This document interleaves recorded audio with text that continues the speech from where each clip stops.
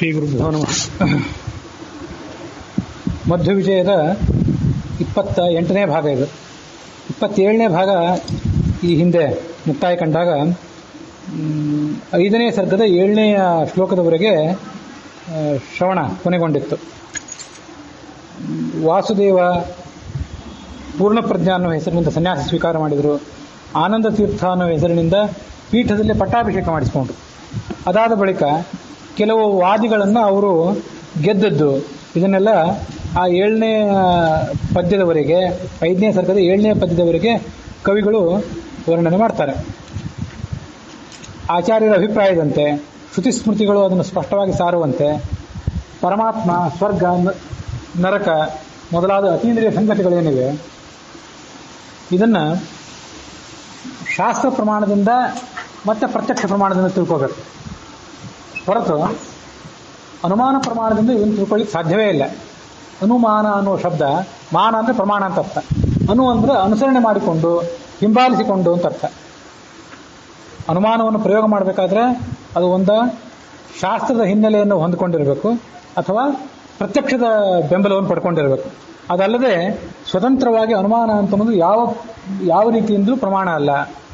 ಅನುಮಾನವನ್ನು ಪ್ರಯೋಗ ಮಾಡಿಯೇ ಪರಮಾತ್ಮ, ಸ್ವರ್ಗ, ನರಕ, ಪುಣ್ಯ, ಪಾಪ ಇವುಗಳನ್ನು ತೀರ್ಮಾನ ಮಾಡ್ತೀನಿ ಅಂತ ಹೊರಟವರಿಗೆ ಅದಕ್ಕೆ ವಿರುದ್ಧವಾಗಿಯೂ ಸಾಧನೆ ಮಾಡಲಿಕ್ಕೆ ಸಾಧ್ಯ ಇದೆ. ಪರಮಾತ್ಮ ಈ ಜಗತ್ತಿನ ಅಸ್ತಿತ್ವದ ಹಿಂದೆ ಇಲ್ಲವೇ ಇಲ್ಲ, ಈ ಜಗತ್ತು ನಿರೀಶ್ವರ, ಪುಣ್ಯ ಪಾಪ ಇತ್ಯಾದಿಗಳೆಲ್ಲವೂ ಕೂಡ ವ್ಯರ್ಥವಾದ ಅಪಲಾಪಗಳು ಅಂತ ಹೀಗೆ ಕೂಡ ಸಾಧನೆ ಮಾಡಲಿಕ್ಕೆ ಸಾಧ್ಯ ಆಗ್ತದೆ. ಅನುಮಾನದಿಂದ ಏನೂ ತೀರ್ಮಾನ ಆಗೋದಿಲ್ಲ. ಆದ್ದರಿಂದ ಅನುಮಾನವನ್ನು ನೆಚ್ಚಿಕೊಳ್ಳಬಾರದು ಅಂತ ಆಚಾರ್ಯರ ಅಭಿಪ್ರಾಯ. ಅದನ್ನು ಅವರು ಬ್ರಹ್ಮಸೂತ್ರ ಭಾಷ್ಯದ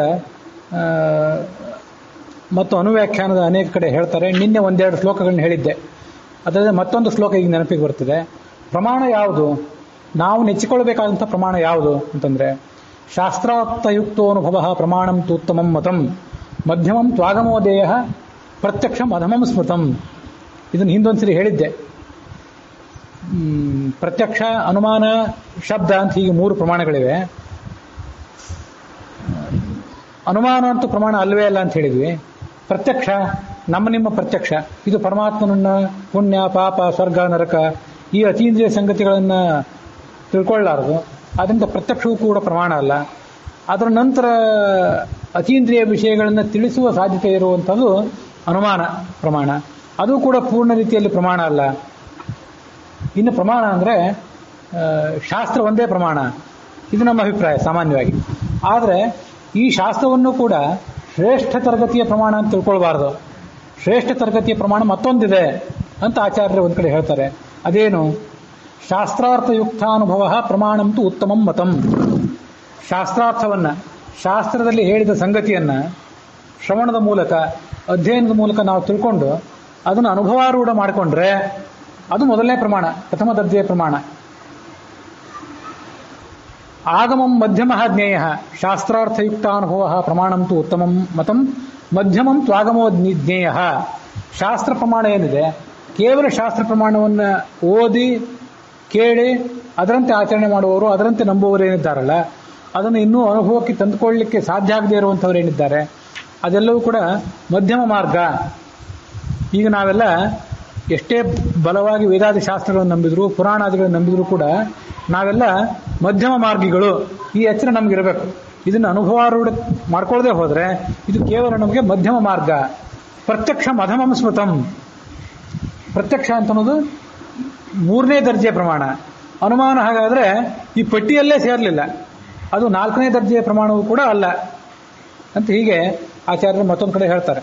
ಅದರಿಂದ ಅನುಮಾನವನ್ನು ನೆಚ್ಚಿಕೊಳ್ಬಾರ್ದು ಅಂತ ಅವರ ಅಭಿಪ್ರಾಯ.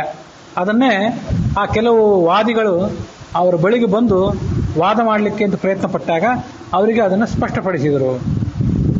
ಆದ್ದರಿಂದ ಅವರಿಗೆ ಅನುಮಾನ ತೀರ್ಥ ಅಂತ ಕೂಡ ಹೆಸರು ಬಂತು. ಪೂರ್ಣಪ್ರಜ್ಞೆ ಹುಟ್ಟಿದಾಗ ಅವರಿಗೆ ವಾಸುದೇವ ನಾಮಕರಣ ಆದಾಗ, ಮುಂದೆ ಸನ್ಯಾಸ ಸ್ವೀಕಾರ ಮಾಡಿದಾಗ ಪೂರ್ಣಪ್ರಜ್ಞೆ, ಪೀಠದಲ್ಲಿ ಪಟ್ಟಾಭಿಷೇಕ ಮಾಡಿಸ್ಕೊಂಡಾಗ ಆನಂದ ತೀರ್ಥ, ಮಧ್ವ ಅಂತವರು ತಮ್ಮನ್ನು ತಾವು ಕರ್ಕೊಂಡದ್ದು. ಅದು ಉಪನಿಷತ್ತುಗಳಲ್ಲಿ ಮತ್ತು ಬಳಿತಾ ಸೂಕ್ತ ಮೊದಲಾದ ಕಡೆಗಳಲ್ಲಿ ಬಂದಂಥ ನಾಮ ಅದು. ಹೀಗೆ ಇಷ್ಟು ನಾಮಗಳು. ಅನುಮಾನ ತೀರ್ಥ ಅಂತ ಇನ್ನೊಂದು ಹೆಸರು ಬಂತು ಅವರಿಗೆ. ಯಾಕಂದರೆ ಅನುಮಾನಗಳನ್ನು ಹೇಗೂ ಬಳಕೆ ಮಾಡಬಹುದು, ಅನುಮಾನಗಳಿಗೊಂದು ಭದ್ರವಾದ ನೆಲೆ ಇಲ್ಲ ಅಂತ ತೋರಿಸಿಕೊಟ್ಟವರು. ಅದಕ್ಕಾಗಿ ಅವರು ಅನುಮಾನ ತೀರ್ಥರು. ಇದಾದ ಬಳಿಕ ಮತ್ತೊಂದು ಘಟನೆ ನಡೆಯಿತು. ಬುದ್ಧಿಸಾಗರ ಮತ್ತು ವಾದಿಸಿಂಹ ಅನ್ನೋ ಹೆಸರಿನ ಇಬ್ರು ಅಲ್ಲಿಗೆ ಬಂದರು. ಇದು 5ನೇ ಸರ್ಗದ 8ನೇ ಶ್ಲೋಕ. ಅವರು ಕೂಡ ಈ ಎಲ್ಲಿಯಾದರೂ ವಾದ ವಿವಾದ ಮಾಡಬೇಕು, ಕುಸ್ತಿಪಟುಗಳಿಗೆ ಎಲ್ಲಿಯಾದರೂ ಹೋಗಿ ನಮ್ಮ ಜೊತೆ ಕುಸ್ತಿ ಹೋರಾಟ ಮಾಡುವಂಥವ್ರು ಯಾರು ಸಿಗ್ತಾರಾ ನೋಡಬೇಕು ಅಂತ ಒಂದು ಅಭ್ಯಾಸ ಹೇಗಿರ್ತದಲ್ಲ, ಹಾಗೆ ವಾದಿಗಳಿಗೆ ಒಂದು ಬೌದ್ಧಿಕವಾದಂಥ ಉತ್ಸಾಹ, ಯಾರನ್ನಾದರೂ ಸೋಲಿಸಬೇಕು, ಅವ್ರ ಜೊತೆ ಚರ್ಚೆ ಮಾಡಬೇಕು ಅನ್ನುವಂಥ ಒಂದು ಹುರುಪು ಯಾವಾಗಲೂ ಇರ್ತದೆ. ಅಂಥವನೊಬ್ಬ ಬಂದ. ಎಲ್ಲ ವಾದಿಗಳನ್ನು ಆತ ಸೋಲಿಸಿಬಿಟ್ಟಿದ್ದ. ಅವನಿಗೆ ಎದುರಾಳಿಗಳೇ ಯಾರೂ ಇಲ್ಲದಂತಾಗಿಬಿಟ್ಟಿತ್ತು. ಮತ್ತೆ ವೇದದ್ವಿಷಾಂ ಪ್ರಥಮ, ಆತ ವೈದಿಕರನ್ನು ದ್ವೇಷ ಮಾಡುವಂಥವನು. ವೇದ ಪ್ರಮಾಣದ ಬಗ್ಗೆ, ವೈದಿಕರ ಬಗ್ಗೆ ಆತನಿಗೆ ಗೌರವ ಇಲ್ಲ. ಅಂಥವನೊಬ್ಬ ಅಲ್ಲಿಗೆ ಬಂದ. ಇಬ್ರು ಬಂದರು ಒಟ್ಟು. ವಾದಿಸಿಂಹ ಅಂತ ಒಬ್ಬ, ಬುದ್ಧಿಸಾಗರ ಅಂತ ಮತ್ತೊಬ್ಬ. ಅದನ್ನ ಈ ಭಾವಪ್ರಕಾಶಿಕಾದಲ್ಲಿ ನಾರಾಯಣ ಪಂಡಿತರು ಆ ಹಿನ್ನೆಲೆಯನ್ನು ಇನ್ನಷ್ಟು ಸ್ಪಷ್ಟಪಡಿಸ್ತಾರೆ. ವೈಶೇಷಿಕ ವಿಶೇಷಜ್ಞ ವಾದಿಸಿಂಹಾಭಿರೋಧಿಜ. ವೈಶೇಷಿಕ ಶಾಸ್ತ್ರ ಅಂತ ಏನಿದೆಯಲ್ಲ, 6 ದರ್ಶನಗಳು: ನ್ಯಾಯ, ವೈಶೇಷಿಕ, ಸಾಂಖ್ಯ, ಯೋಗ, ಪೂರ್ವಮೀಮಾಂಸ, ಉತ್ತರ ಮೀಮಾಂಸ. ಅದರಲ್ಲಿ ವೈಶೇಷಿಕರಲ್ಲಿ ವೈಶೇಷಿಕ ಶಾಸ್ತ್ರವನ್ನು ವಿಶೇಷವಾಗಿ ಅಭ್ಯಾಸ ಮಾಡಿದಂಥ ವಾದಿಸಿಂಹ ಅನ್ನುವ ಹೆಸರಿನ ಒಬ್ಬ ಬ್ರಾಹ್ಮಣ. ಆತ ಎಲ್ಲ ಕಡೆ ಸಂಚಾರ ಮಾಡ್ತಿದ್ದ. ಮೊದಲು ಎಲ್ಲರನ್ನೂ ಗೆದ್ದು ಬಿಟ್ಟಿದ್ದ. ಬುದ್ಧಿಸಾಗರ ಅನ್ನುವ ಹೆಸರಿನ ಒಬ್ಬ ಬೌದ್ಧ ಪಂಡಿತನ ಕಡೆಗೆ ಬಂದ. ಆ ಬೌದ್ಧ ಪಂಡಿತನಿಗೆ ಈತ ಸವಾಲು ಹಾಕಿದ.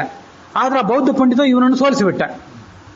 ವಸ್ತುತಃ ವೈಶೇಷಿಕರು ಅಂದರೆ ಮತ್ತೆ ನ್ಯಾಯಿಕರು ಅಂದರೆ ಅವರಿಬ್ಬರೂ ಕೂಡ ವೇದಗಳನ್ನು ಪ್ರಮಾಣ ಅಂತ ಒಪ್ಪವರೇ, ವೇದ ಹಿಂದೂ ಧರ್ಮದ ಅನುಯಾಯಿಗಳೇ ಅವರು.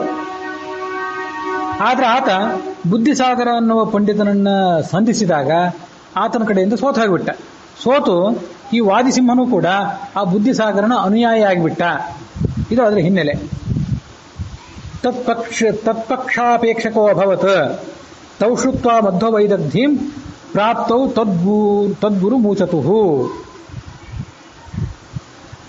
ನಾವು ಈ ಪೂರ್ಣಪ್ರಜ್ಞರ ಆನಂದ ತೀರ್ಥರ ಕೀರ್ತಿಯನ್ನು ಕೇಳಿದ್ದೇವೆ. ಅವ್ರ ಜೊತೆ ವಾದ ಮಾಡಬೇಕು ಅಂತ ಅಪೇಕ್ಷೆ ಪಡ್ತೀವಿ. ಅವ್ರು ಎಲ್ಲಿದ್ದಾರೆ ಅವ್ರನ್ನ ಕರೆಸಿರಿ ಅಂತ ಉಡುಪಿಗೆ ಬಂದು ಆಚಾರ್ಯ ಮಧ್ವರ ಗುರುಗಳಾದಂಥ ಅಚ್ಯುತ ಪ್ರಜ್ಞರಿಗೆ ಸವಾಲು ಹಾಕಿದರು. ವಾದಿನವು ವಾದಕಾಮವು ದ್ವೌ ಭಗವಂಸ್ವಾಮಿತಾವಿತಿ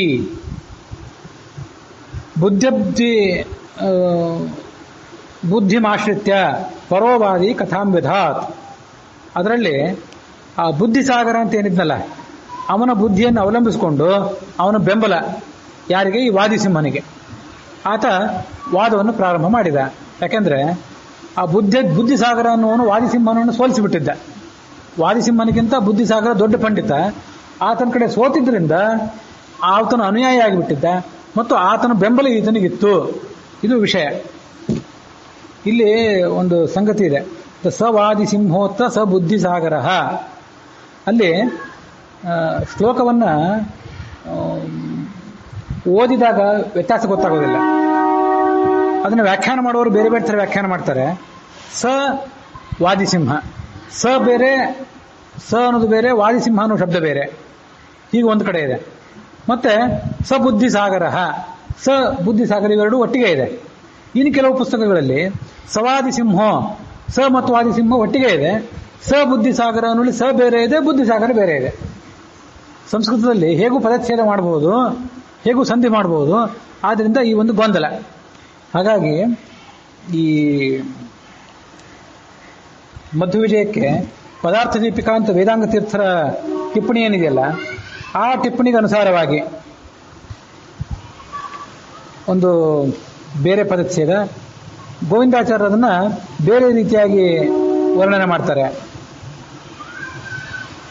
ಸವಾದಿಸಿಂಹ, ಸವಾದಿಸಿಂಹ ಅಂದ್ರೆ ವಾದಿಸಿಂಹನ ಜೊತೆಗೆ ಅಂತ ಅರ್ಥ. ಸ ಬುದ್ಧಿಸಾಗರ ಅನ್ನುವಲ್ಲಿ ಸಹ ಬುದ್ಧಿಸಾಗರ, ಸಹ ಆ ಬುದ್ಧಿಸಾಗರ, ಬುದ್ಧಿಸಾಗರನು. ಸ ವಾದಿಸಿಂಹ, ವಾದಿಸಿಂಹನಿಂದ ಸಮೇತನಾಗಿ. ಸಪತ್ನೀಕ ಅಂತಂತಾರಲ್ಲ, ಸಪತ್ನೀಕ, ಸಶಿಷ್ಯ, ಸಕುಟುಂಬ, ಅಲ್ಲೆಲ್ಲ ಸ ಅಂದ್ರೆ ಜೊತೆಗೆ ಅಂತ ಅರ್ಥ. ಸವಾದಿಸಿಂಹ ಅಂತಂದ್ರೆ ವಾದಿಸಿಂಹನ ಜೊತೆಗೆ, ವಾದಿಸಿಂಹ ಎಂಬ ಬ್ರಾಹ್ಮಣನ ಜೊತೆಗೆ. ಇದು ವೇದಾಂಗ ತೀರ್ಥರು ಮಾಡಿದ ಅರ್ಥ. ಬಂದವನು ಆ ಬುದ್ಧಿಸಾಗರ, ಅಲ್ಲಿ ಸಹ ಅಂದ್ರೆ ಆ ಅಂತ ಅರ್ಥ. ಗೋವಿಂದಾಚಾರ್ಯರು ಈ ವೇದಾಂಗ ತೀರ್ಥರ ಈ ವ್ಯಾಖ್ಯಾನವನ್ನು ಒಪ್ಪಿಲ್ಲ. ವೇದಾಂಗ ತೀರ್ಥರ ವ್ಯಾಖ್ಯಾನವನ್ನೇ ಮುಂದೆ ವಿಶ್ವಪತಿ ತೀರ್ಥರು ಇವರೆಲ್ಲರೂ ಕೂಡ ಅವಲಂಬಿಸಿದ್ದಾರೆ. ಆ ವ್ಯಾಖ್ಯಾನ ಗೋವಿಂದಾಚಾರ್ಯರಿಗೆ ಅದು ಸಮ್ಮತ ಆಗಿಲ್ಲ. ಅವರ ದೃಷ್ಟಿಯಿಂದ ವಾದಿಸಿಂಹನ ಜೊತೆಗೆ ಬುದ್ಧಿಸಾಗರ ಬಂದದ್ದಲ್ಲ, ಬುದ್ಧಿಸಾಗರನ ಜೊತೆಗೆ ವಾದಿಸಿಂಹ ಬಂದದ್ದು. ಸಬುದ್ಧಿಸಾಗರ ಅಂದ್ರೆ ಬುದ್ಧಿಸಾಗರನಿಂದ ಸಮೇತನಾಗಿ ಯಾರು ಬಂದ? ಸಹ ವಾದಿಸಿಂಹ, ಆ ವಾದಿಸಿಂಹನು. ಈ ಸ ಅನ್ನೋದನ್ನ ಎರಡು ಕಡೆ ಕವಿಗಳು ಪ್ರಯೋಗ ಮಾಡಿದ್ದಾರೆ. ಅದಕ್ಕೆ ಅದರಲ್ಲಿ ಸಹ ಅನ್ನೋದನ್ನ ಯಾವುದನ್ನ ಸರ್ವನಾಮ ಅಂತ ಸ್ವೀಕಾರ ಮಾಡಬೇಕು? ಆ ಅಂತ ಅರ್ಥ ಕೊಡುವ ಸ ಯಾವುದು ಮತ್ತು ಸಮೇತ ಅನ್ನುವ ಅರ್ಥ ಕೊಡುವ ಸ ಯಾವುದು? ಇದು ಶ್ಲೋಕದಲ್ಲಿ ಸ್ಪಷ್ಟ ಆಗೋದಿಲ್ಲ. ಆದ್ರಿಂದ ಈ ಗೊಂದಲ. ವಾದಿಸಿಂಹನ ಜೊತೆಗೆ ಬುದ್ಧಿಸಾಗರ ಬಂದ, ಇದು ಗೋವಿಂದಾಚಾರ್ಯಲ್ಲಿ ತಿಳಿಸುವಂತ ಅರ್ಥ.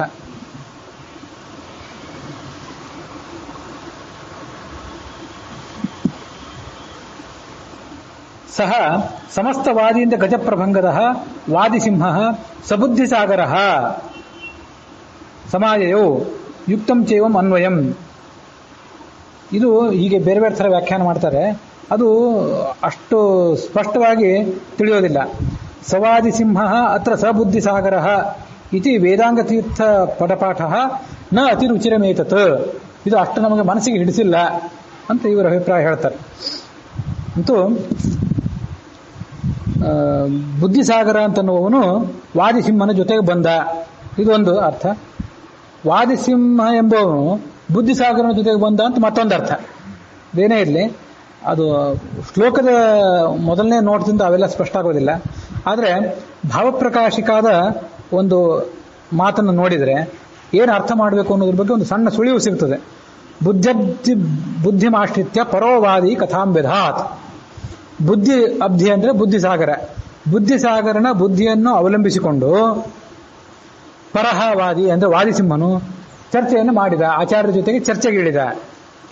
ಇಲ್ಲಿ ಪರೋವಾದಿ ಅಂದ್ರೆ ಆತ ವಾದಿಸಿಂಹ, ಬುದ್ಧಿಸಾಗರನ ಬುದ್ಧಿಯನ್ನು ಅವಲಂಬಿಸಿಕೊಂಡು ಅಂತ ಎರಡು ಶಬ್ದಗಳನ್ನು ನೋಡಿದ್ರೆ ಬುದ್ಧಿಸಾಗರನ ಜೊತೆಗೆ ಬಂದ. ನನ್ನ ಹಿಂದೆ ದೊಡ್ಡ ಗಾಡ್ ಫಾದರ್ನೊಬ್ಬನ ಇಟ್ಕೊಂಡು ಬಂದ್ರೆ, ನನಗಿಂತ ಹಿರಿಯನೊಬ್ಬ ವ್ಯಕ್ತಿಯನ್ನು ಇಟ್ಕೊಂಡು ಬಂದ್ರೆ ನನ್ನ ಜೊತೆಗೆ ವ್ಯವಹಾರ ಮಾಡಲಿಕ್ಕೆ ಜನ ಹೆದರ್ತಾರೆ. ಯಾರೋ ದೊಡ್ಡ ರಕ್ಷಕ ಈತನಿಗಿದ್ದಾನೆ, ಹಾಗಾಗಿ ಈತನ ನಾವು ಸುಲಭವಾಗಿ ಮಣಿಸಿಬಿಡ್ತೀವಿ ಅಂತ ಆಲೋಚನೆ ಮಾಡಬಾರ್ದು, ಹಗುರವಾಗಿ ಪರಿಗಣಿಸಬಾರ್ದು ಅಂತ ಜನ ಆಲೋಚನೆ ಮಾಡ್ತಾರೆ. ಆದ್ದರಿಂದ ಸಬುದ್ಧಿಸಾಗರ ಸವಾದಿಸಿಂಹ ಅನ್ನುವ ಪದಚ್ಛೇದ ಬುದ್ಧಿಸಾಗರನ ಜೊತೆಗೆ ಆ ವಾದಿಸಿಂಹನು ಬಂದನು ಅಂತ ಗೋವಿಂದಾಚಾರ್ಯರು ಪದಚ್ಛೇದ ಮಾಡಿದ್ದಾರೆ. ಆ ಗೋವಿಂದಾಚಾರ್ಯ ಹೇಳಿದ ರೀತಿ ನನಗೂ ಸರಿ ಅಂತ ಅನಿಸ್ತದೆ. ಅದನ್ನೇ ಹೇಳಬೇಕು ಅಂತ ನನಗೂ ಕಾಣ್ತಿದೆ. ಆದರೆ ಅದನ್ನು ತೀರ್ಮಾನ ಮಾಡ್ಲಿಕ್ಕಾಗೋದಿಲ್ಲ. ಅಂತೂ ಬಂದಿದ್ರು ಇಬ್ಬರು. ಯಾರ ಜೊತೆಗೆ ಬಂದ್ರೇನು, ಇವನು ಅವನ ಜೊತೆಗೆ ಬಂದರು, ಅವನು ಇವನ ಜೊತೆಗೆ ಬಂದರು. ಪರಿಣಾಮದಲ್ಲಿ ಏನು ವ್ಯತ್ಯಾಸ ಆಗೋದಿಲ್ಲ, ಪ್ರಮೇಯದಲ್ಲಿ ವ್ಯತ್ಯಾಸ ಆಗಲಿಲ್ಲ. ಹೇಗೆ ಪದಚ್ಛೇದ ಮಾಡಬೇಕು ಅನ್ನೋದ್ರಷ್ಟೇ ವ್ಯತ್ಯಾಸ. ಜನರಿಗೆ ಕುತೂಹಲ, ಆಗಿನ ಕಾಲದ ಜನರಿಗೆ ಏನಿರ್ತಿತ್ತಂದ್ರೆ, ಈ ಮನರಂಜನೆಗೆ ಈ ಕುಸ್ತಿ ಪಂದ್ಯಗಳು, ವಿದ್ವಾಂಸರಲ್ಲಿ ನಡೆಯುವಂಥ ಚರ್ಚೆ, ಪ್ರವಚನಗಳು, ಪುರಾಣಗಳು, ಬಯಲಾಟಗಳು, ಇವೇ ಅವರಿಗೆ ಮನರಂಜನೆ. ಜನ ಅಲ್ಲಿಗೆ ಬಂದರು, ದೊಡ್ಡ ಪ್ರಮಾಣದ ಗುಂಪು ಬಂತು, ಗೆಲ್ತಾರೆ ಯಾರು ನೋಡೋಣ ಅಂತ. ಆಗ ಅವಂದತೋಪೀತ್ಯ ಗುರುಂ ಗರಿಷ್ಠದೀಹಿ ಸರ್ವೂಪ್ಯ ಪೀಠಾಯತನೋತ್ತಮ ಸ್ಥಿತಂ. ಇವರು ಹೇಳಿ ಕಳಿಸಿದ್ರು. ಈ ಗುರುಗಳು ಆ ಶಿಷ್ಯನನ್ನು ಕರೆಸಿದ್ರು. ಬಂದವರಿಬ್ಬರು ವಾದಿಗಳು ಗುರುಗಳ ಹತ್ರನೇ ಬಂದರು. ಮೊದಲು ಶಿಷ್ಯ ಅಲ್ಲಿರಲಿಲ್ಲ, ಪೂರ್ಣಪ್ರಜ್ಞ ಅಲ್ಲಿರಲಿಲ್ಲ, ಬೇರೆ ಒಂದು ಕಡೆ ಇತ್ತು. ಆ ಬೇರೆ ಒಂದು ಕಡೆ ಇದ್ದಂಥ ಶಿಷ್ಯ ಪೂರ್ಣಪ್ರಜ್ಞರನ್ನ, ಆನಂದ ತೀರ್ಥರನ್ನ ಈ ಗುರುಗಳು ಕರೆಸ್ಕೊಂಡ್ರು. ತಸ್ಯೋರು ದುರ್ಗರ್ವವದೋ ಜಿಗೀಷಯ ನಿಶಾತಮಾದತ್ತ ಮುಕುಂದ ಧೀರ್ಧೃತಂ ಸ್ವಶಿಷ್ಯ ಹಸ್ತೇನ ಮಠಾಂತರೇಶು ದೇಹೆ ಸುಪಕ್ಷದಕ್ಷಂ ಸುಖತೀರ್ಥ ಮಾರ್ಗಣಂ. ಆ ವಾದಿಯನ್ನು ಬಂದಿದ್ನಲ್ಲ, ಅವನ ಗರ್ವ, ಅವನ ಅಹಂಕಾರ ದೊಡ್ಡದಾಗಿತ್ತು. ಅವನನ್ನು ಸೋಲಿಸಬೇಕಾಗಿತ್ತು. ಇದು ಹೇಗಿತ್ತು ಅಂತಂದ್ರೆ, ಗುರುಗಳು ತಮ್ಮ ಶಿಷ್ಯನನ್ನು ಕರೆಸ್ಕೊಂಡದ್ದು ಒಂದು ಬಾಣವನ್ನ ಬತ್ತಳಿಕೆಯಿಂದ ಹೊರಗೆ ತಂದಂತ ಆಯ್ತು. ಬಾಣ ಚೂಪಾದ ಬಾಣ ಬತ್ತಳಿಕೆ ಒಳಗಿರ್ತದೆ, ಯಾವಾಗಲೂ ಕೈಯಲ್ಲಿರೋದಿಲ್ಲ ಅದು. ಅದನ್ನ ಒಬ್ಬ ಯುದ್ಧ ತಂತ್ರ ನಿಪುಣ ಆದವನು ಸಂದರ್ಭ ಬಂದಾಗ ಬತ್ತಳಿಕೆಯಿಂದ ಹೊರಗೆ ತೆಗಿತಾನೆ. ಅದರಂತೆ ಅಚ್ಯುತ ಪ್ರೇಕ್ಷರ ಬಳಿಯಲ್ಲಿ ಆ ಆನಂದ ತೀರ್ಥರು ಇರಲಿಲ್ಲ. ಆವಾಗ ಅವರು ಮತ್ತೊಂದು ಮಠದಲ್ಲಿ ಸಮೀಪದಲ್ಲಿ ಇದ್ರು. ಅವರನ್ನ ಕರೆಸಿದ್ರು, ಒಬ್ಬ ಶಿಷ್ಯನನ್ನು ಕೊಟ್ಟು ಕಳಿಸಿ, ಬೇಗ ಬರಬೇಕು, ಒಂದು ತುರ್ತು ಕೆಲಸ ಇದೆ ಅಂತ ಈ ಗುರುಗಳು ಕರೆಸಿದ್ರು. ಸ್ವಶಿಷ್ಯ ಹಸ್ತೇನ ಮಠಾಂತರೇಶು ದೇಹೆ. ಅಚ್ಯುತ ಪ್ರೇಕ್ಷರು ತಮ್ಮ ಒಬ್ಬ ಶಿಷ್ಯನ ಮೂಲಕ, ಆ ಶಿಷ್ಯ ಇವರಿಗೆ ಕೈ ಇದ್ದಂತೆ ಅಚ್ಯುತ ಪ್ರೇಕ್ಷರಿಗೆ. ಮಠಾಂತರ ಇಷುದೇಹೆ, ಬೇರೊಂದು ಮಠದಲ್ಲಿ ಪೂರ್ಣ ಪ್ರಜ್ಞರಿದ್ರು. ಆ ಬೇರೊಂದು ಮಠ ಅನ್ನೋದು ಬತ್ತಳಿಕೆ ಇದ್ದಂತೆ. ಆ ಬತ್ತಳಿಕೆಯಲ್ಲಿದ್ದ ಪೂರ್ಣ ಪ್ರಜ್ಞರು ಅನ್ನುವ ಬಾಣವು ಕೂಡ ಚೂಪಾದ ಬಾಣ. ಅದರಂತೆ ಪೂರ್ಣ ಪ್ರಜ್ಞರು ಕೂಡ ನಿಶ್ಚಿತವಾದ ಬುದ್ಧಿ ಇದ್ದವರು. ಅವರನ್ನ ಇಲ್ಲಿ ಕರೆಸಿದ್ರು. ಸುಪಕ್ಷತಕ್ಷಂ ಸುಖತೀರ್ಥ ಮಾರ್ಗಣಂ. ಇದು ಆನಂದ ತೀರ್ಥ ಅಂತ ಹೆಸರು ಹಿಂದೆ ಬಂತು, ಇಲ್ಲಿ ಸುಖತೀರ್ಥ ಅಂತ ಹೆಸರು ಬಂದಿದೆ. ಆನಂದ ತೀರ್ಥರು ಅನ್ನುವ ಬಾಣವನ್ನ ಈ ಅಚ್ಯುತ ಪ್ರಜ್ಞರು ತಮ್ಮ ಶಿಷ್ಯನ ಮೂಲಕ ಕರೆಸ್ಕೊಂಡ್ರು, ಬನ್ರಿ ಕೆಲಸ ಇದೆ ಅಂತ. ಆನಂದ ತೀರ್ಥರು ಅಲ್ಲಿ ಬಂದು ಆ ದೇವಾಲಯದಲ್ಲಿ, ಪ್ರಾಯ ಅನಂತಾಸನ ದೇವಾಲಯ ಆವಾಗ ಇದ್ದದ್ದು, ಅನಂತಾಸನ ದೇವಾಲಯ ಮತ್ತು ಚಂದ್ರಮೌಳೀಶ್ವರ ದೇವಾಲಯ ಎರಡೇ. ಆ ಅನಂತಾಸನ ದೇವಾಲಯದಲ್ಲಿ ಗುರುಗಳು ಕೂತ್ಕೊಂಡಿದ್ರು.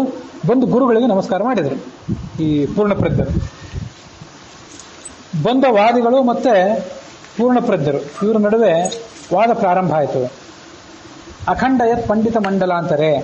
ಆ ವಾದಿ ಯಾವುದ್ರ ಬಗ್ಗೆ ಚರ್ಚೆ ನಡೀತು ಅಂತ ಇಲ್ಲಿ ಮಾಹಿತಿ ಇಲ್ಲ. ಈ ಹಿಂದಿನ ಕಥಾ, ಅದರ ಹಿಂದಿನ ಕಥಾದಲ್ಲಿ ಯಾವುದ್ರ ಬಗ್ಗೆ ಚರ್ಚೆ ನಡೀತು ಅನ್ನೋದ್ರ ಬಗ್ಗೆ ಮಾಹಿತಿ ಬಂದಿತ್ತು. ಇಲ್ಲಿ ಅದಿಲ್ಲ. ಅನೇಕ ಜನ ಪಂಡಿತರು ಕೂಡ ಸೇರಿಕೊಂಡಿದ್ರು. ಆ ಪಂಡಿತರೆಲ್ಲರ ಮಧ್ಯದಲ್ಲಿ ವಾದ ಪ್ರಾರಂಭ ಆದಾಗ ಬುದ್ಧಿಸಾಗರ ಮತ್ತು ವಾದಿಸಿಂಹರನ್ನ ಈ ಪೂರ್ಣಪ್ರಜ್ಞರು ಕತ್ತರಿಸಿದರು, ಅವನನ್ನು ಖಂಡಿಸಿದರು. ಹೇಗೆ ಖಂಡಿಸಿದರು ಅಂತಂದ್ರೆ, ಒಬ್ಬ ಎದುರಾಳಿ ಗದೆಯನ್ನು ಪ್ರಯೋಗ ಮಾಡಿದಾಗ ಆ ಗದೆಗೆ ವಿರುದ್ಧವಾಗಿ ಒಬ್ಬ ಬಾಣ ಪ್ರಯೋಗ ಮಾಡಿ ಅದನ್ನು ಕತ್ತರಿಸಿದಂತೆ ಇವರು ಅವನು ಸೋಲಿಸಿಬಿಟ್ರು. ಅಸಾವಸೂಯನ್ ದ್ವಿನವ ಪ್ರಕಾರತೋ ವ್ಯಚೀಕೃಪತ್ ಕಂಚಿತ್ ಅಥಾರ್ಥ ಮುಚ್ಚಕೈ ಜಗದ್ವಿಜೇತುಶ್ಚ ಜಜೇ ಸಂಶಯ ತಾವಜ್ಜನೋ ಜಾಯತ ಪೂರ್ಣಚೇತಸಃ. ಆ ಬಂದ ವಾದಿ ಸುಮ್ಮನೆ ಇರಲಿಲ್ಲ. ಆತ ಮತ್ತೊಂದೇನೋ ಪ್ರಶ್ನೆ ಮಾಡಿದ, ಅದನ್ನು ನಾನಾ ರೀತಿಯಾಗಿ ವಿಕಲ್ಪ ಮಾಡಿದ. ನಿಮ್ಮ ಅಭಿಪ್ರಾಯ ಹೀಗೋ ಹಾಗೋ ಅಥವಾ ಮತ್ತೊಂದು ರೀತಿಯೋ. ದ್ವಿನವ ಪ್ರಕಾರತಃ 18 ರೀತಿಯಾಗಿ ಅಂದರೆ ಅನೇಕ ರೀತಿಯಾಗಿ ಅಂತ ಅರ್ಥ. ಅನೇಕ ಪ್ರಕಾರವಾಗಿ ಅದನ್ನು ವಿಕಲ್ಪ ಮಾಡ್ತಾ ಹೋದವನು. ಈ ವಿಕಲ್ಪಗಳನ್ನೆಲ್ಲ ಯಾಕೆ ಮಾಡ್ತಾರೆ? ನಿಮ್ಮ ಅಭಿಪ್ರಾಯ ಹೀಗೋ ಹಾಗೋ, ಆ ಮೊದಲನೇ ಪಕ್ಷದಲ್ಲೂ ಹೀಗೋ ಹಾಗೋ, ಎರಡನೇ ಪಕ್ಷದಲ್ಲೂ ಮತ್ತೊಂದು ಅಭಿಪ್ರಾಯನೋ. ಇದನ್ನೆಲ್ಲ ಯಾಕೆ ಮಾಡ್ತಾರೆ ಅಂದರೆ, ಬೌದ್ಧಿಕ ಪ್ರೌಢಿಮೆಯನ್ನು ತೋರಿಸಿ ಎದುರಾಳಿಯನ್ನ, ಅವನ ಬುದ್ಧಿಯನ್ನ ಮಂಕುಗೊಳಿಸಿ ಆತನಿಗೆ ಏನು ಉತ್ತರ ಕೊಡಬೇಕು ಅಂತ ತಿಳಿದಿರಬಾರ್ದು. ಇದೊಂದು ತಂತ್ರ ಅಷ್ಟೇ. ಆಗ ಕೂತ ಜನರಿಗೆ ಸಂಶಯ ಬರ್ಲಿಕ್ಕೆ ಶುರುವಾಯಿತು. ಮಧ್ವರು ಎಲ್ಲ ವಾದಿಗಳನ್ನು ಗೆದ್ದವ್ರು ಹೌದು, ಈ ಬಂದ ವಾದಿ ಸ್ವಲ್ಪ ಪ್ರಚಂಡ ಇದ್ದಂತೆ ಕಾಣಿಸ್ತಾನೆ, ಇವನನ್ನು ನಮ್ಮ ಆನಂದ ತೀರ್ಥರು ಸೋಲಿಸ್ಲಿಕ್ಕೆ ಸಾಧ್ಯವೋ ಹೌದು ಅಂತ ಜನರಿಗೆ ಸಂಶಯ ಬಂತು. ಪೂರ್ಣ ಚೇತಸಃ ಇಲ್ಲಿ ಶಬ್ದ ಬಂತು. ಚೇತಸ್ ಅಂದ್ರೆ ಬುದ್ಧಿ, ಪೂರ್ಣ ಅಂದ್ರೆ ತುಂಬಿದ್ದು, ಪೂರ್ಣ ಪ್ರಜ್ಞಾ ಅಂತ ಅರ್ಥ ಅದಕ್ಕೆ. ವಿಕಲ್ಪಕೋಟೀರಥ ಖಂಡಯನೃತಂ ವೇಜೇದುಕಂ ಸ್ಮೇರಮುಖೋ ಬೃಹನ್ಮತಿ. ಆದರೆ ಆಚಾರ್ಯರು ಹೆದರಲಿಲ್ಲ. ಆತ ಏನು ಪ್ರಶ್ನೆಗಳನ್ನು ಕೇಳಿದ್ದ ಆ ಎಲ್ಲ ಪ್ರಶ್ನೆಗಳಿಗೂ ಇವರು ಉತ್ತರ ಕೊಡ್ತಾ ಹೋದ್ರು. ಅದು ಹೇಗಿತ್ತು ಅಂತಂದ್ರೆ, ಆಕಾಶವನ್ನ ಆಶ್ರಯಿಸಿದಂತಹ ಸೂರ್ಯ ಎಲ್ಲ ಕತ್ತಲನ್ನು ಕೂಡ, ಗಾಢವಾದ ಕತ್ತಲನ್ನು ಕೂಡ ನಾಶಪಡಿಸುವಂತೆ ಈ ಆಚಾರ್ಯರು ಆತ ಪ್ರಯೋಗ ಮಾಡಿದ ಎಲ್ಲ ಪ್ರಶ್ನೆಗಳಿಗೂ, ಎಲ್ಲ ವಿಕಲ್ಪಗಳಿಗೂ ಕೂಡ ಉತ್ತರ ಕೊಟ್ಟರು. ವಿಷ್ಣು ಪದ ಅಂತಿದೆ. ವಿಷ್ಣು ಪದ ಅಂತಂದ್ರೆ ಒಂದು ಆಕಾಶ ಅಂತ ಅರ್ಥ, ಇನ್ನೊಂದು ಭಗವಂತನ ಪಾದ ಅಂತ ಅರ್ಥ. ಸೂರ್ಯ ಆಕಾಶದಲ್ಲಿದ್ದಾನೆ, ಆಚಾರ್ಯರು ಭಗವಂತನ ಪಾದದಲ್ಲಿದ್ದಾರೆ. ವಿಷ್ಣು ಪದ ಅನ್ನೋ ಶಬ್ದಕ್ಕೇನೆ ಎರಡು ಅರ್ಥ. ಹೀಗೆ ಆ ಬಂದ ವಾದಿಯನ್ನು ಆಚಾರ್ಯರು ಸೋಲಿಸಿಬಿಟ್ರು, ನಿರುತ್ತರನನ್ನಾಗಿ ಮಾಡಿಬಿಟ್ರು. ಅದು ಹೇಗಿತ್ತು ಅಂತಂದ್ರೆ, ಅದಕ್ಕೆ ಮತ್ತೊಂದು ಹೋಲಿಕೆ ಕೊಡ್ತಾರೆ ಕವಿಗಳು. ಹಿಂದೆ ಈ ಕುಂಭ ಸಂಭವ, ಅಗಸ್ತ್ಯ ಇದ್ನಲ್ಲ, ಗಡಿಗೆಯಿಂದ ಹುಟ್ಟಿದಂತಹ ಅಗಸ್ತ್ಯ ಈ ಇಡೀ ಸಮುದ್ರವನ್ನೆಲ್ಲ ನುಂಗಿ ಆಪೋಷಣ ತಗೊಂಡ್ಬಿಟ್ಟಿದ್ರಲ್ಲ, ಅದರಂತೆ ಈ ಪೂರ್ಣಪ್ರಜ್ಞರು ಆ ಬಂದ ವಾದಿಯನ್ನ ಪೂರ್ಣವಾಗಿ ಆಪೋಷಣ ತಗೊಂಡ್ಬಿಟ್ರು, ಅವನನ್ನು ಸೋಲಿಸಿಬಿಟ್ರು. ಸಮುದ್ರ ಬಹಳ ಆಳವಾದದ್ದು, ಅತಿವೇಲಂ, ಕೆಲವೊಂದ್ಸರಿ ದಡವನ್ನು ಮೀರಿ ಬರ್ತಿರ್ತದೆ, ಆರ್ಭಟಿಸ್ತಾ ಇರ್ತದೆ, ಎಲ್ಲ ನದಿಗಳನ್ನು ಕೂಡ ತನ್ನ ಒಳಗೆ ನುಂಗಿ ಬಿಟ್ಟಿರ್ತದೆ. ಅಂಥ ಸಮುದ್ರವನ್ನ ಅಗಸ್ತ್ಯ ನುಂಗಿ ಹಾಕಿದ್ದ. ಈಗ ಆಚಾರ್ಯರು ಆ ವಾದಿಯನ್ನ ಸೋಲಿಸಿದರು. ಆತ ಎಂಥವನು ಅಂದ್ರೆ ಅಗಾಧ ಆಳವಾದ ಪಾಂಡಿತ್ಯ ಇದ್ದವನು, ಅತಿವೇಲ ಮುದ್ಧತ, ಮರ್ಯಾದೆಯನ್ನು ಮೀರಿ ಅಹಂಕಾರದಿಂದ ವರ್ತಿಸುವವನು. ಮತ್ತೆ ಎಲ್ಲ ನದಿಗಳನ್ನ ಸಮುದ್ರ ನುಂಗಿದ್ರೆ ಈತ ಉಳಿದೆಲ್ಲ ವಾದಿಗಳ ಸರಸ್ವತಿ ಅಂದ್ರೆ ಪಾಂಡಿತ್ಯ ಅದೆಲ್ಲವನ್ನು ಕೂಡ ಈತ ನಾಶಪಡಿಸಿದವನು. ಉಳಿದೆಲ್ಲರೂ ಮುಖಭಂಗ ಮಾಡಿದ್ದ, ಆದರೆ ಆಚಾರ್ಯರ ಹತ್ರ ಬಂದು ತಾನೇ ಮುಖಭಂಗಕ್ಕೊಳಗಾದ.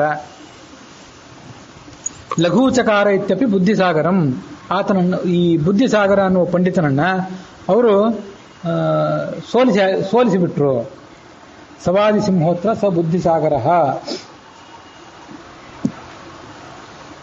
ಕೊನೆಗೆ ಏನು ಉತ್ತರ ಹೇಳಬೇಕು ಅಂತ ತಿಳಿಲಿಲ್ಲ ಅವರಿಗೆ, ಬಂಧು ಪಂಡಿತರಿಗೆ. ಅಲ್ಲ, ಇವತ್ತು ವಾದ ಸಾಲ್ಕು, ನಾಳೆ ವಾದ ಮಾಡೋಣ ಅಂತ ಅವರಿಬ್ರು ಅಂದ್ರು. ಆಚಾರ್ಯರು ಅಲ್ಲ ನಾಳೆ ಯಾಕೆ, ಉತ್ತರ ಗೊತ್ತಿದ್ರೆ ಇವತ್ತೇ ಹೇಳ್ರಿ, ಇವ್ರು ಸವಾಲೆಸದ್ರು. ಆಗ ಜನರಿಗೆ ನಿಶ್ಚಿತ ಆಯಿತು, ಆ ಬಂದ ಇಬ್ಬರು ವಾದಿಗಳಿಗೆ ಉತ್ತರ ಹೇಳಲಿಕ್ಕೆ ಗೊತ್ತಿಲ್ಲ, ಆದ್ದರಿಂದ ನಾಳೆ ಅಂತ ಹೇಳ್ತಿದ್ದಾರೆ ಅಂತ ಜನರಿಗೆ ತಿಳುವಳಿಕೆ ಆಯಿತು. ಆಯಿತು, ಆಚಾರ್ಯರು ಮತ್ತು ಅವ್ರ ಗುರುಗಳು ನಿಮ್ಮಿಷ್ಟ, ನಾಳೆಯೇ ವಾದ ಆಗೋದ್ರೆ ನಾಳೆ ಆಗಲಿ, ಉತ್ತರ ತಿಳಿದಿದ್ರೆ ಇವತ್ತು ಹೇಳ್ರಿ, ಇಲ್ಲದೇ ಇದ್ರೆ ನಾಳೆನೇ ವಾದ ಆಗಲಿ, ತಿಳಿದಿದ್ರೆ ಹೇಳ್ರಿ ಅಂತ ಸವಾಲು ಹಾಕಿದಾಗ ಅದು ಆ ಬಂದ ವಾದಿಗಳ ಅಭಿಮಾನಕ್ಕೆ ಪೆಟ್ಟಾಗಿ ಅವ್ರು ಈಗಲೇ ವಾದ ಮಾಡಬೇಕಿತ್ತು, ಅದು ಅವ್ರು ಮಾಡಲಿಲ್ಲ. ನಾಳೆ ಮಾಡೋಣ ಅಂತಂದ್ರು. ಸನಿಶ್ಚಿಕಾಯಾಪಿ ನಿಶಾಪಲಾಯನಾಥ್, ರಾತ್ರಿ ಆ ಪಂಡಿತರು ತಮ್ಗೇನು ಬಿಡಾರ ಇತ್ತಲ್ಲ ಆ ಬಿಡಾರವನ್ನು ಬಿಟ್ಟು ಓಡಿ ಹೋಗಿಬಿಟ್ರು. ಬೆಳಗ್ಗೆ ಹೊತ್ತಿಗೆ ಅವ್ರು ಇರಲೇ ಇಲ್ಲ. ಆಗ ಜನರಿಗೆಲ್ಲ ಆಚಾರ್ಯರು ಅವರನ್ನು ಸೋಲಿಸಿದ್ದು ಹೌದು ಅಂತ ನಿರ್ಧಾರ ಆಯಿತು. ಬುದ್ಧಿಸಾಗರ, ವಾದಿಸಿಂಹ ಇವರಿಬ್ಬರು ಕೂಡ ಅನೇಕ ಕಾಲ ಜಗತ್ತಿನಲ್ಲೆಲ್ಲ ಸಂಚಾರ ಮಾಡಿ ದೊಡ್ಡ ಕೀರ್ತಿಯನ್ನು ಸಂಪಾದನೆ ಮಾಡಿದ್ರು, ದೊಡ್ಡ ಪಂಡಿತರು ಅಂತ. ಅವರನ್ನ ಈ ಮಧ್ವರು ಕೆಲವೇ ಸಮಯದಲ್ಲಿ ನಿರುತ್ತರವನ್ನಾಗಿ ಮಾಡಿಬಿಟ್ರು. ಅವರ ಜಯದ ಕೀರ್ತಿ ಏನಿತ್ತಲ್ಲ ಅದನ್ನೆಲ್ಲವನ್ನು ನಾಶಪಡಿಸಿಬಿಟ್ರು ಅಂತ ಜನರಿಗೆ ಬಹಳ ಆಶ್ಚರ್ಯ. ಅವರು ನೋಡಿದ್ರು ಬಹಳ ಅನುಭವಿಗಳಾದಂತಹ ಜ್ಞಾನಿಗಳಾದ ಪಂಡಿತರು, ಅವರನ್ನು ಅತ್ಯಂತ ಸರಳವಾಗಿ ಆಚಾರ್ಯರು ಸೋಲಿಸಿಬಿಟ್ರು ಅಂತ ಜನರಿಗೊಂದು ಕೌತುಕ. ಒಮ್ಮೆ ಹೀಗಾಯಿತು. ವ್ಯಾಖ್ಯನ್ ಕದಾಚಿನ್ ಮಣಿಮದ್ವಿನಿರ್ಮಿತಂ ಭಾಷ್ಯಂ ಜನೈಸ್ತರ್ಕ ವಿಶಾರದೈರ್ವೃತಃ. ಶಂಕರರು ಬರೆದ ಭಾಷ್ಯಕ್ಕೆ ಆಚಾರ್ಯರು ಪಾಠ ಹೇಳ್ತಾ ಕೂತಿದ್ರು. ನಾನು ಹಿಂದೆ ಹೇಳಿದ್ದೆ, ಆಚಾರ್ಯರು ದ್ವೈತವಾದಿಗಳಾದರೂ ಕೂಡ ಆ ಕಾಲದಲ್ಲಿ ಬೇರೆ ಗ್ರಂಥ ಇರಲಿಲ್ಲ, ಅದೇ ಅದ್ವೈತ ಸಿದ್ಧಿ, ಇಷ್ಟ ಸಿದ್ಧಿ ಇತ್ಯಾದಿಗಳನ್ನೇ ಪಾಠ ಹೇಳಬೇಕು. ಆಚಾರ್ಯರು ಕೂಡ ಶಂಕರರು ನಿರ್ಮಾಣ ಮಾಡಿದಂಥ ಬ್ರಹ್ಮಸೂತ್ರ ಭಾಷ್ಯ ಏನಿದೆ, ಶಾರೀರಿಕ ಭಾಷ್ಯ ಅಂತ ಕರೀತಾರೆ, ಅದೇ ಮಣಿಮದ್ವಿನಿರ್ಮಿತ ಭಾಷ್ಯ, ಅದನ್ನೇ ಇವರು ಪಾಠ ಹೇಳ್ತಾ ಕೂತಿದ್ರು. ಸುತ್ತಮುತ್ತಲು ಕೆಲವರು ತರ್ಕದಲ್ಲಿ ಪಂಡಿತರಾದಂತಹ ನುರಿತ ವಿದ್ವಾಂಸರು ಬೇರೆ ಇದ್ರು. ಆಗ ಒಂದು ಮಾತನ್ನು ಹೇಳಿದಂತ ಆಚಾರ್ಯರು, ಉವಾಚ ವಾಚಂ ಪರಿಹಾಸಹಾಸವಾನ್. ಅವರು ಈ ಶಂಕರಾಚಾರ್ಯರು ಬರೆದ ಈ ಭಾಷ್ಯಕ್ಕೆ ಖಂಡನೆ ಮಾಡುವಾಗ ಅವರ ಮುಖದಲ್ಲಿ ನಗು ತುಂಬಿತ್ತು. ಸಂಮೋದ ತೀರ್ಥ, ಇದು ನೋಡ್ರಿ, ಆನಂದ ತೀರ್ಥ ಇದ್ದರೆ ಸಂಮೋದ ತೀರ್ಥ.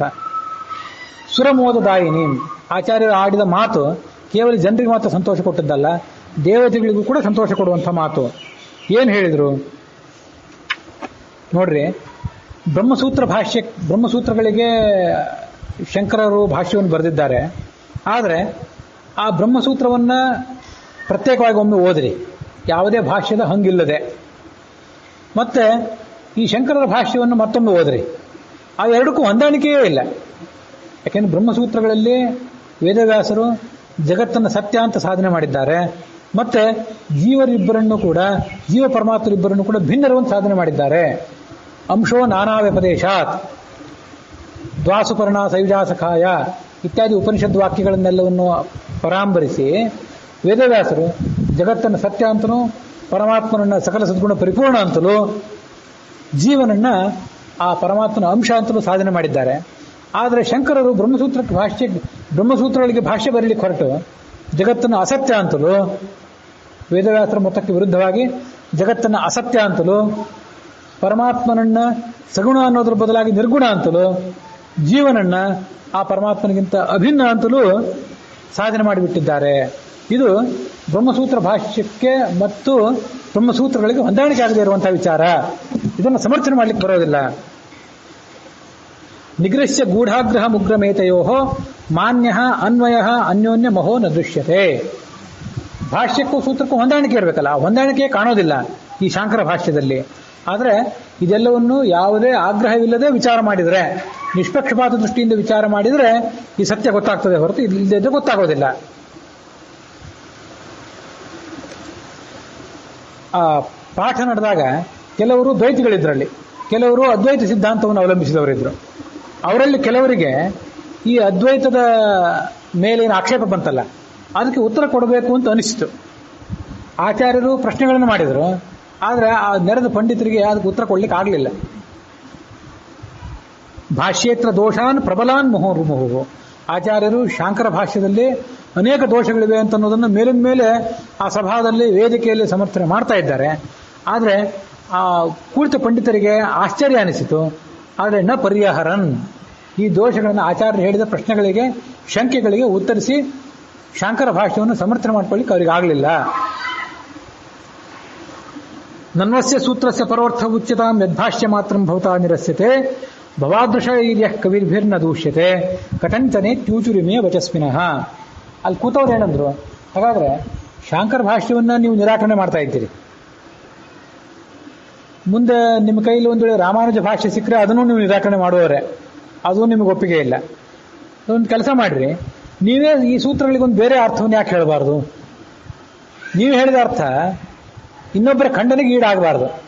ನೀವು ಬೇರೆಯವರನ್ನು ಹೇಗೆ ಖಂಡನೆ ಮಾಡ್ತಿದ್ದೀರೋ ಹಾಗೆ ನಿಮ್ಮ ಅಭಿಪ್ರಾಯ ಇನ್ನೊಬ್ಬರಿಂದ ಖಂಡನೆಗೆ ಈಡಾಗಬಾರ್ದು. ಅದು ಸರಿಯಾದಂಥ ಉಚಿತವಾದಂಥ ಅರ್ಥವಾಗಿರಬೇಕು. ಅದನ್ನ ಯಾಕೆ ಹೇಳಬಾರ್ದು ನೀವು ಅಂತ ಅಲ್ಲಿ ಸುತ್ತಮುತ್ತಲು ಕುಳಿತವ್ರು ಕೆಲವರು ಅದ್ವೈತಿಗಳು, ಮತ್ತು ಕೆಲವರು ದ್ವೈತಿಗಳು, ಕೆಲವರು ಮಧ್ಯಸ್ಥರು. ಅಲ್ಲ, ಬೇರೆ ಅರ್ಥವನ್ನು ಹೇಳ್ರಿ ಹಾಗಾದ್ರೆ ಅಂತ ಆಚಾರ್ಯರಿಗೆ ಒಂದು ಸಣ್ಣ ಸವಾಲು ಬಂತು.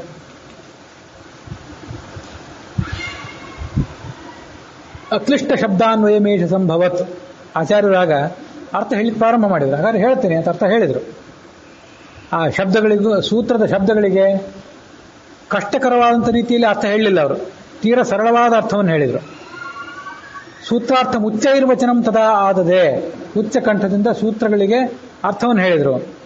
ಮತ್ತೆ ಸೂತ್ರಗಳಿಗೆ ಅರ್ಥವನ್ನು ಹೇಳುವಾಗ ಉಪನಿಷತ್ತಿನಲ್ಲಿ ಹೀಗಿದೆ, ವೇದದಲ್ಲಿ ಅರ್ಥ ಹೀಗಿದೆ, ಭಾಗವತದಲ್ಲಿ ಹೀಗಿದೆ, ಮಹಾಭಾರತದಲ್ಲಿ ಹೀಗಿದೆ ಅಂತ ಅಲ್ಲಿಂದ ಪ್ರಮಾಣ ಶ್ಲೋಕಗಳನ್ನು ಪುಂಖಾನುಪುಂಖವಾಗಿ ಉದಾಹರಿಸಿದರು. ಮಾನೀಕೃತ ಆಮ್ನಾಯಯುತ ಸ್ಮೃತಿ, ಆಮ್ನಾಯ ಅಂದರೆ ವೇದಗಳನ್ನು ಉದಾಹರಿಸಿದ್ರು, ಕೋಟ್ ಮಾಡಿದರು. ಸ್ಮೃತಿ ಅಂದರೆ ಪುರಾಣ ಗ್ರಂಥಗಳು, ಯಾಜ್ಞವಲ್ಕ್ಯ ಸ್ಮೃತಿ, ವ್ಯಾಸ ಸ್ಮೃತಿ, ಈ ಎಲ್ಲ ಗ್ರಂಥಗಳನ್ನು ಕೂಡ ಪುಂಖಾನುಪುಂಖವಾಗಿ ಉದಾಹರಿಸಿದರು. ಆಚಾರ್ಯರು ಇದನ್ನ ಆ ಬ್ರಹ್ಮಸೂತ್ರ ಭಾಷೆ, ಬ್ರಹ್ಮಸೂತ್ರಗಳಿಗೆ ಅರ್ಥವನ್ನು ಅಲ್ಲಿ ಹೇಳಿದ್ರಲ್ಲ, ಅದು ಒಂದು ಪೀಠಿಕೆ ಆಗಿತ್ತು. ಯಾವುದಕ್ಕೆಂದ್ರೆ ಮುಂದೆ ಆಚಾರ್ಯರು ಬ್ರಹ್ಮಸೂತ್ರ ಭಾಷೆಯನ್ನು ಬರೆಯೋರಿದ್ದಾರೆ ಇವರು, ಅದಕ್ಕೂ ಇದೊಂದು ಪೀಠಿಕೆ ಆಗಿತ್ತು. ಬುಭುತ್ಸಯ ಮತ್ಸರ ವರ್ಜಿತಾನ್ ಜನಾನ್ ಸಮತ್ಸರಾನ್ವ ವಿಜಿಗೀಷಯಾಗತಾನ್.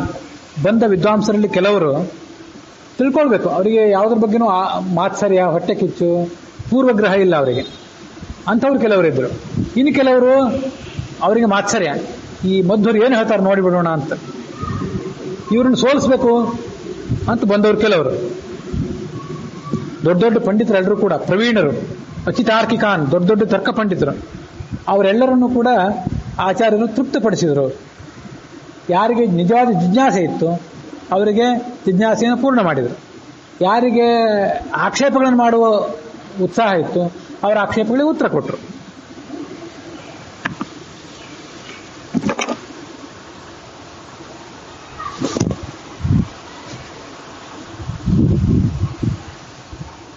ಕದಾಚಿದೇನಂ ಪ್ರತಿಗಮ್ಯ ಸೌಮ್ಯಧೀಹಿ.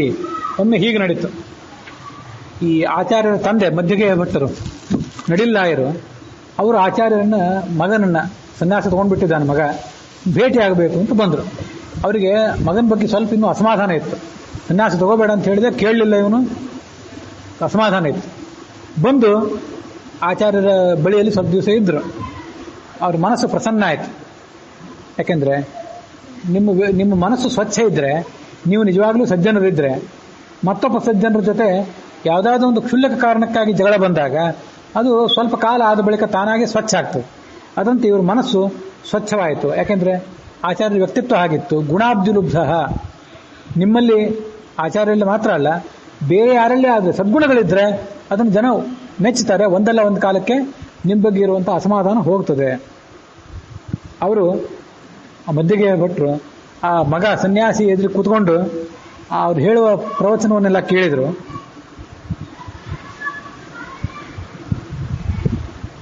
ಆ ಮಗನ ವ್ಯಕ್ತಿತ್ವದಲ್ಲಿ, ಅವನ ಮಗನ ಮುಖದಲ್ಲಿ ಅದೊಂದೇನು ತೇಜಸ್ಸು ಅನ್ನುವ ಅಮೃತ ಇತ್ತಲ್ಲ, ಒಂದು ಕಳೆ, ಅದ್ಭುತವಾದ ದೈವಿ ಕಳೆ ಇತ್ತಲ್ಲ, ಆ ದೈವಿ ಕಳೆ ಅನ್ನುವ ಅಮೃತವನ್ನ ಇವರು ಕಣ್ಣಿನಿಂದ ಪಾನ ಮಾಡಿದರು. ನೋಡಿ ನೋಡಿ ಸಂತೋಷಪಟ್ಟರು. ಆ ಆನಂದ ತೀರ್ಥರ ಮುಖದ ಮೂಲಕ ಏನೊಂದು ಪ್ರವಚನ ಅನ್ನುವಂಥ ಅಮೃತ ಹೊರಗೆ ಬರ್ತಾ ಇತ್ತಲ್ಲ, ಅದನ್ನು ಕಿವಿಯಿಂದ ಕೇಳಿದರು. ಅಂತೂ ಆಚಾರ್ಯರ ಮೂಲಕ 2 ಅಮೃತ ಹೊರಗೆ ಬರ್ತಿತ್ತು. ಒಂದು ಅವರ ವ್ಯಕ್ತಿತ್ವದಲ್ಲಿದ್ದಂಥ ರೂಪ, ಆ ಕಳೆ ಅನ್ನುವ ಅಮೃತ, ತೇಜಸ್ಸು ಅನ್ನುವ ಅಮೃತ, ಅದನ್ನು ಪಾನ ಮಾಡಲಿಕ್ಕೆ ಕಣ್ಣು ಬೇಕು. ಆಚಾರ್ಯರ ಮುಖದಿಂದ ಯಾವ ವಿದ್ಯಾ ಪ್ರವಚನ ಅನ್ನುವಂಥ ಒಂದು ಜ್ಞಾನ ಹೊರಗೆ ಬರ್ತಾ ಇತ್ತು, ಅಮೃತ, ಅದನ್ನು ಪಾನ ಮಾಡಲಿಕ್ಕೆ ಕಿವಿ ಬೇಕು. ಹೀಗೆ ಇವರು ಬಹಳ ಸಂತೋಷಪಟ್ಟರು. ಆ ಮಧ್ಯಗೆಯ ಭಟ್ರು ಅಂತನ್ನುವಲ್ಲಿಗೆ ಆ 5ನೇ ಸರ್ಗದ 24ನೇ ಪದ್ಯ ಅದು ಇಲ್ಲಿಗೆ ಸಮಾಪ್ತಿಯನ್ನು ಕಂಡಿದೆ.